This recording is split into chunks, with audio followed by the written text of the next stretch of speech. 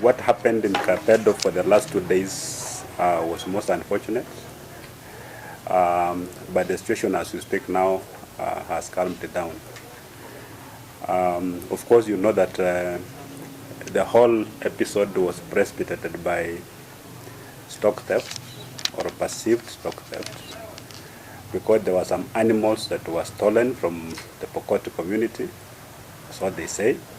But the Turkanas say they were their own animals which were coming back. They had been stolen previously and they were coming back home.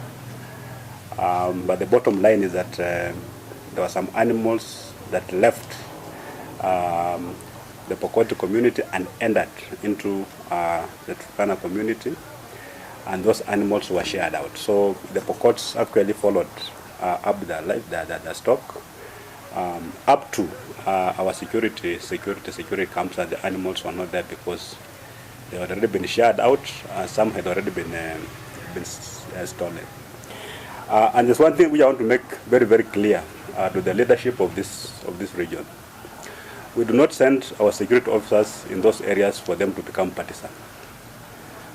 Because there are tendencies to believe that if you send officers to Turkana County, for instance, they're supposed to behave like Turkanas, such a way that if Turkanas cause a problem, they should not respond. So similar case with the Pokot, and even with Samburu. When you send GSU team in Samburu and the session there, it means that whenever Samburu have got issues, they shouldn't respond. And of course, timbers got raised. And when these Pokots were actually retreating, of course, you all know by now, they killed one 75-year-old man and injured 2 people who are receiving treatment. But of course, we had our security officers spending the night there until yesterday morning. The situation was very good, very calm in the morning. In fact, that old man was being buried. But in the course of that burial again, some bandits came and began shooting also, and that's when they injured another person. So as we speak now, there are 3 people who are in hospital and who are actually receiving treatment. We've tried to deal with this menace, and we've been responding quite appropriately, including plans to disarm, which we've tried to do, but because of political interference, we've not been able to carry them out fully. And there was a time when the leadership actually came on board and they requested to bring them on board. And we had a meeting in Baringo. We had resolutions.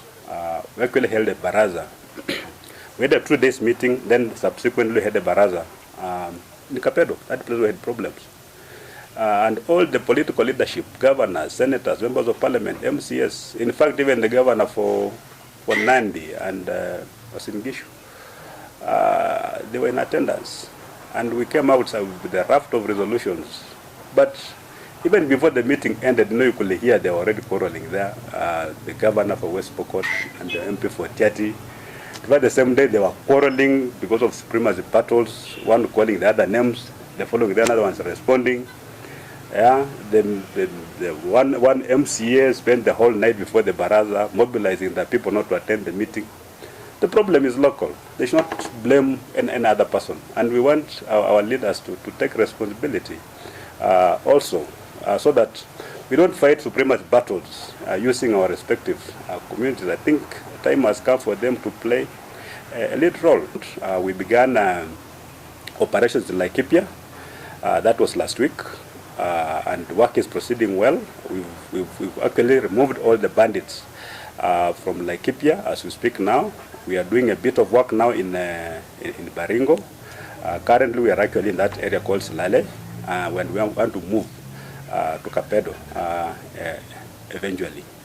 But to sustain all these efforts, our local leaders must come on board. I don't want to engage in blame games with them. This problem has always been there. I found it there. And we're dealing with it the best way we can. Pick now some 5 schools have temporarily closed, 1 secondary school and 4 primary schools. The children are at home. We want to ensure that they go back to school once we normalize that area properly and the tension has gone down, so that these 900 and about 43 students can go back to school because schools are there's no security officer is going to fight on your side. You can go and talk and talk and talk and cry. We will not do it. We will not do it. And we are going to assess situations as they come. We are not going to be manipulated. Yeah? So you cannot be shouting loudest without even condemning your own people who went to carry out the stealing. Because they're not stolen yesterday. We won't even be having this issue. But nobody's condemning that act of theft. No, they're just talking about the aftermath of the theft. And ndiposa kila mara hata tukidisarm na disarm, lakini bunduki bado zinaingia. Lakini kwa sasa tumeweka mikakati, kwa sababu wale wafugaji wetu ambao kwa mpaka, kuna timu ya NPRs ambao wameajiriwa kutoka katika hizo jamii zenyewe, na mahali kuna mifugo, hawa NPR wanakaa na wale wafugaji.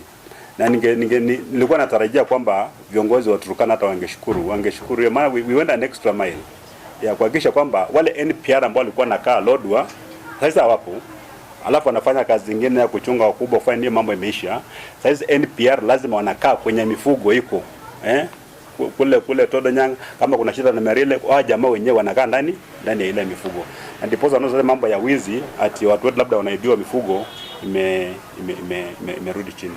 The people will try to win their communities from this obsession with illicit firearms, because in some of those areas firearms like a religion. If you don't have a firearm, then you are just a nobody.